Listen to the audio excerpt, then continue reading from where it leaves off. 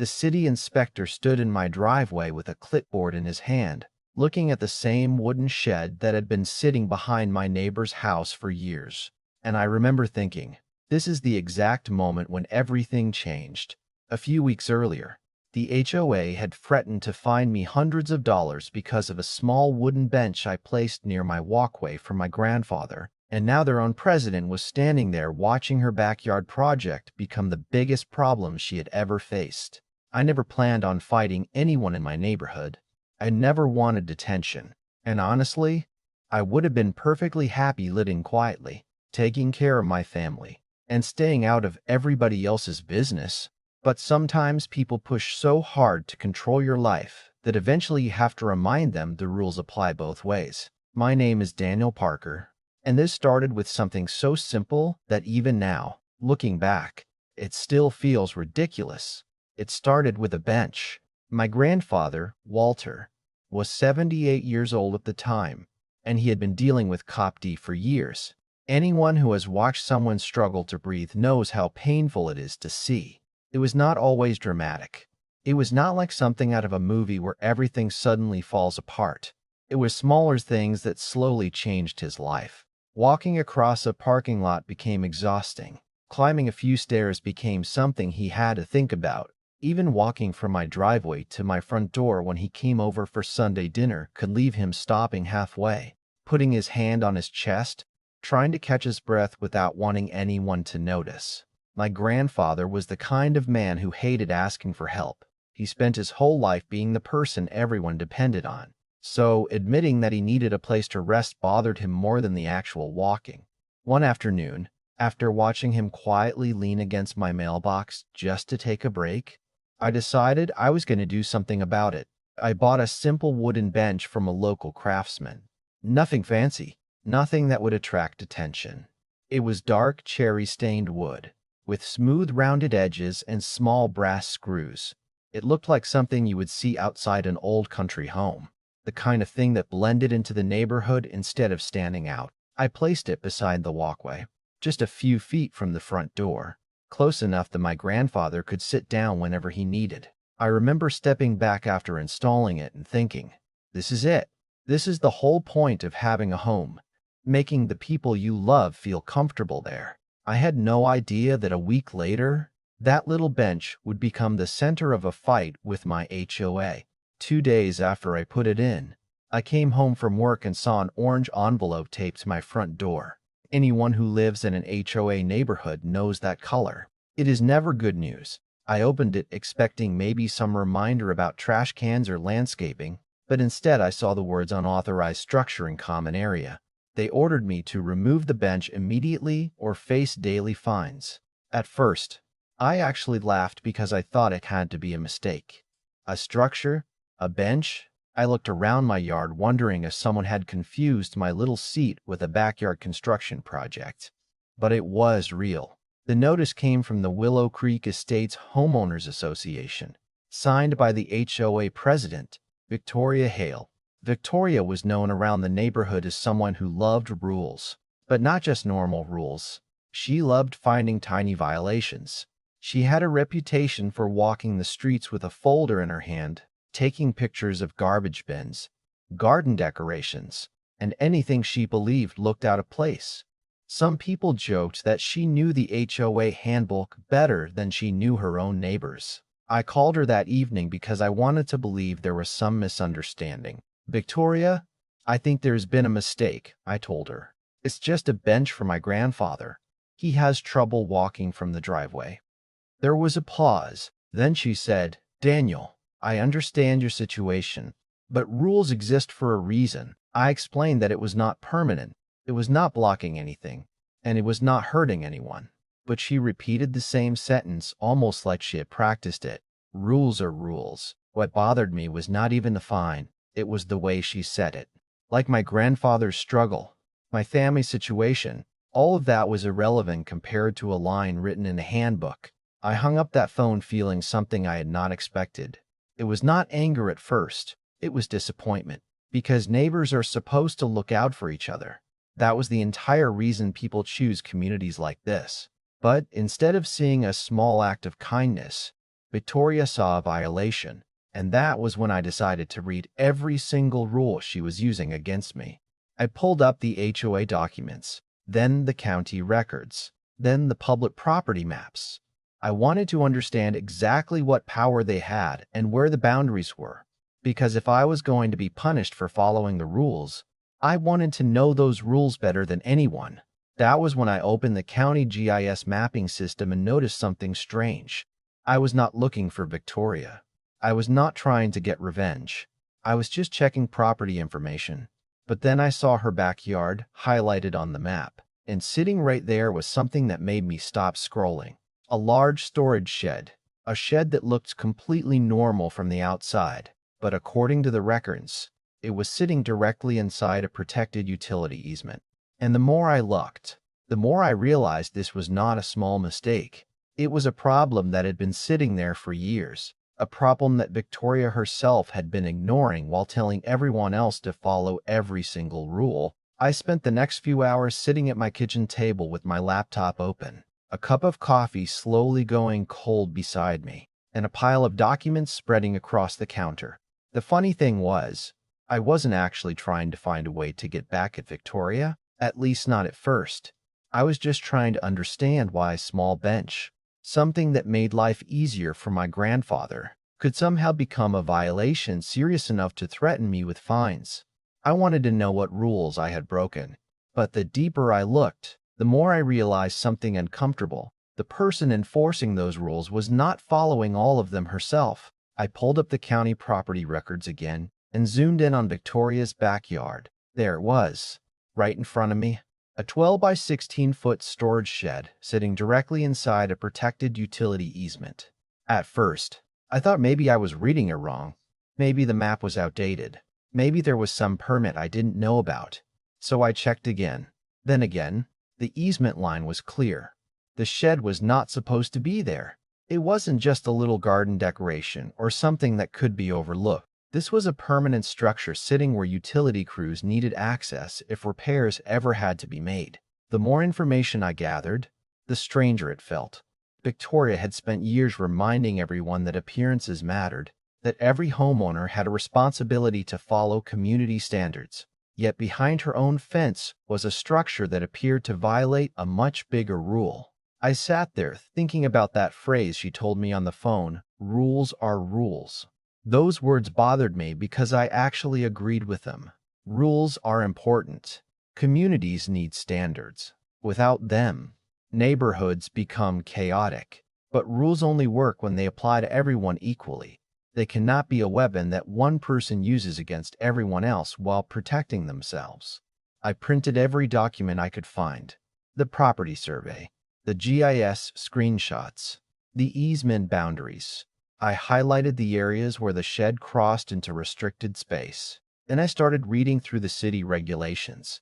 According to municipal code, unauthorized structures inside a protected easement could lead to removal orders and daily administrative penalties until the issue was corrected. I remember leaning back in my chair and thinking, well, Victoria, you really did say rules are rules. But before I did anything, I wanted to make sure I wasn't acting out of anger. So I called the city planning office. I explained everything calmly. I didn't say Victoria was a bad person. I didn't mention the HOA fight at all. I simply said I had concerns about a structure that might be located inside a protected easement and asked if someone could review the records. The inspector I spoke with was named Marcus Reed. He sounded like someone who had dealt with every kind of property dispute imaginable. Are you certain the structure overlaps the easement? He asked. I believe so, I said. I have the county records and survey information, but I'd like someone official to confirm it. He told me they would look into it, but these things took time. There were procedures, inspections had to be scheduled, evidence had to be reviewed. Honestly, I appreciated that. I didn't want some rushed decision.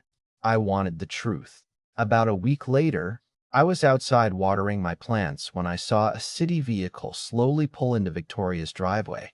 At first, I didn't even realize what was happening. Then I saw Marcus and another inspector get out carrying measuring equipment and cameras. They walked toward the backyard, and within minutes they were examining the shed. They measured the distance from the property line. They checked the location of the foundation. They compared everything against the official records.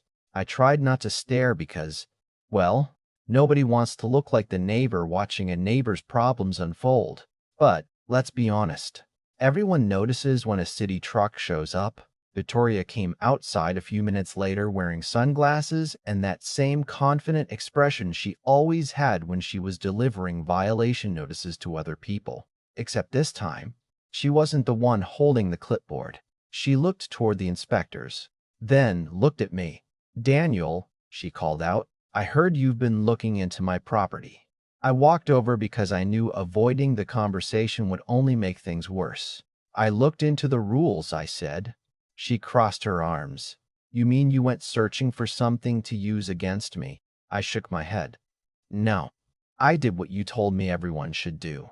I followed the rules." She stared at me for a moment, then looked toward the inspectors. "This is ridiculous." I reached into my folder and pulled out the orange violation notice she had taped to my door. I handed it to her. "You fined me because you said a bench was not allowed. You said rules mattered more than circumstances. I'm just making sure the same standard applies everywhere." For the first time since I had known her, Victoria didn't have an immediate answer. She looked at the paper, then at the shed, then back at me. The confidence was still there, but something had changed. She realized this was no longer a conversation between neighbors. This was about official records. The city completed the inspection, and several days later the notice arrived. The findings confirmed what the document showed. The shed was considered an unauthorized encroachment into the protected utility easement. Victoria was ordered to remove it, and administrative fines began accumulating until the issue was resolved. That was when she started fighting back. She contacted other HOA board members. She sent emails saying the city was being unfair. She suggested that I had a personal grudge against her. She claimed I was trying to embarrass her. But the problem was simple. Paperwork does not care about popularity. Measurements do not care who sits on the HOA board. A property line does not move because someone has power. For years, Victoria had built her authority around making sure everyone else respected the rules. Now she was facing the same system she had used against everyone else. And slowly, people in the neighborhood started speaking up. At first, it was just small comments. A neighbor mentioning the time Victoria made them remove a flower pot because it was the wrong color. Someone else talking about a warning they received over a mailbox decoration. Another homeowner sharing how they felt like every little decision they made was being watched. Nobody had wanted to challenge her before because Victoria had made herself seem untouchable. She was the HOA president. She controlled the meetings. She knew the handbook better than anyone. But now, seeing her standing on the other side of a violation notice, people started realizing something important. Authority only works when people believe it is fair. At the next HOA meeting, the room felt different. Usually, Victoria would sit at the front of the room, confidently explaining violations and reminding everyone about community standards. This time, she sat quietly while neighbors asked questions about the money being spent on her defense and why the association was getting involved in a problem caused by her own property. One homeowner stood up and said something that stayed with me. "We spent years worrying about breaking small rules while the person enforcing them ignored the bigger ones." Nobody laughed. Nobody argued. Because everyone in that room knew there was some truth behind it. After 2 weeks, the situation had grown far beyond a simple shed. The fines had reached a significant amount, and the HOA had spent thousands dealing with legal discussions and administrative costs. The board members who once supported Victoria began distancing themselves. The same people who had quietly accepted her decisions started questioning her leadership. And watching all of it unfold, I realized something I never expected. The bench was never really the story. The shed was never really the story either. The real story was about what happens when someone believes rules are meant to control others instead of protecting everyone. And Victoria was about to discover that losing power can be much harder than gaining it. A few weeks later, something strange happened in Willow Creek Estates. The neighborhood looked exactly the same from the outside, but somehow it felt completely different. The same streets were there, the same houses, the same perfectly trimmed lawns that everyone spent so much time worrying about. But the atmosphere had changed. People who used to avoid conversations at the mailbox were suddenly stopping to talk.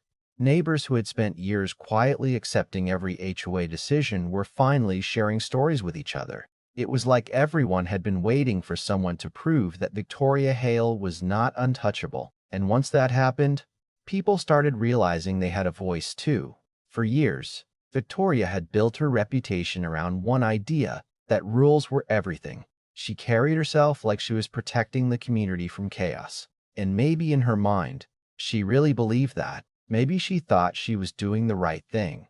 But somewhere along the way, she stopped seeing the people behind the violations.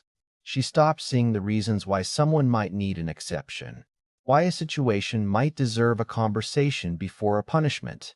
The handbook became more important than the homeowners. The rules became more important than the reason those rules existed in the first place. And that was where everything started falling apart. When the city officially ordered the removal of the shed, Victoria tried every possible way to delay it.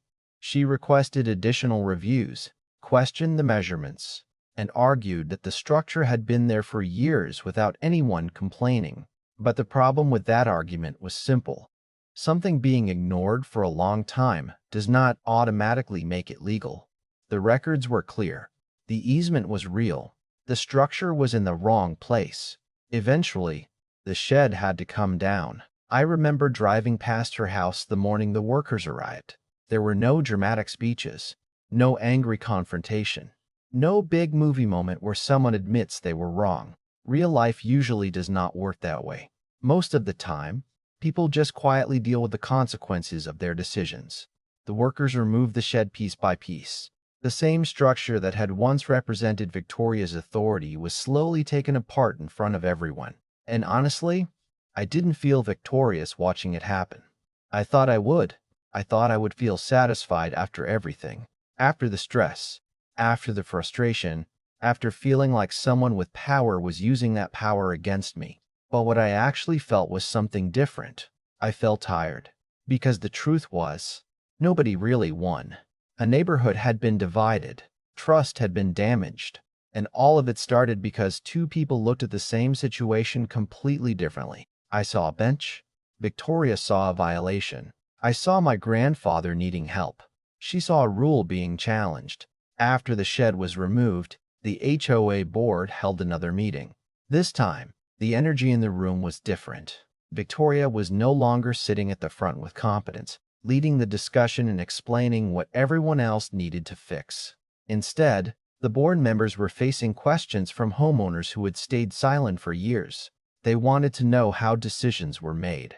They wanted to know why some violations were aggressively enforced while other problems were ignored. They wanted transparency. One neighbor who rarely spoke stood up and said something I will never forget. The problem was never the rules. The problem was that some people thought the rules only belonged to everyone else. The room went quiet because everyone understood exactly what she meant. After that meeting, Victoria stepped down from the HOA board. Some people said she deserved it. Others said the neighborhood had gone too far. Even now, I understand both sides. Losing a position you worked hard for is not easy. Having your mistakes exposed publicly is painful. But leadership comes with responsibility. If you spend years demanding accountability from others, you have to be prepared to accept accountability yourself. A few months passed, and life slowly returned to normal. The HOA became less aggressive. Notices became less threatening. Conversations became more respectful. The funny thing is, the neighborhood did not collapse without Victoria controlling every detail. In fact, it became more peaceful. People still followed the rules, but they no longer felt like they were living under surveillance. And every Sunday when my grandfather came over for dinner, he still used that bench. The same little wooden bench that started everything. I would watch him walk from the driveway, slowly but comfortably, knowing that if he needed a break, there was a place waiting for him. Sometimes he would sit there for a few minutes before coming inside, just enjoying the fresh air. One afternoon, he looked at the bench and smiled. "You know, Danny," he said, People forget that houses are supposed to serve the people living inside them, not the other way around. I never forgot that, because that entire experience taught me something I did not expect. A community is not defined by how many rules it has. It is defined by how people treat each other when those rules meet real life. Rules matter, boundaries matter, property rights matter, but compassion matters too. There has to be room for both. Looking back, I still think about how easily everything could have been avoided. Victoria could have knocked on my door. She could have asked why the bench was there. She could have listened for 5 minutes and understood that it was not about changing the neighborhood or ignoring the rules. It was about helping someone I loved. Maybe we could have found a solution together. Maybe the entire conflict never needed to happen. But instead, she chose punishment first. And once that happened, everything else followed. So now I want to hear what you think. If you were in my position, would you have reported the shed after receiving that violation notice? Or would you have removed the bench and avoided the fight? Do you think HOA boards sometimes go too far? Or do you believe strict enforcement is necessary to protect communities? And where do you think the line should be between following rules and showing basic human understanding? Because at the end of the day, this story was never really about a bench or a shed. It was about power, fairness, and what happens when someone forgets that behind every property line, every regulation, and every rulebook, there are real people trying to live their lives. If you have ever dealt with an HOA dispute, a difficult neighbor, or a situation where someone used authority in a way that felt unfair, share your experience in the comments. I want to know what happened, what you would have done differently, and whether you think justice was served in this case. If this story made you think, share it with someone who believes every rule should come with a little common sense. And don't forget to subscribe for more real-life neighborhood conflicts, unexpected twists, and stories where ordinary people discover that sometimes standing up for yourself is the only way to be heard.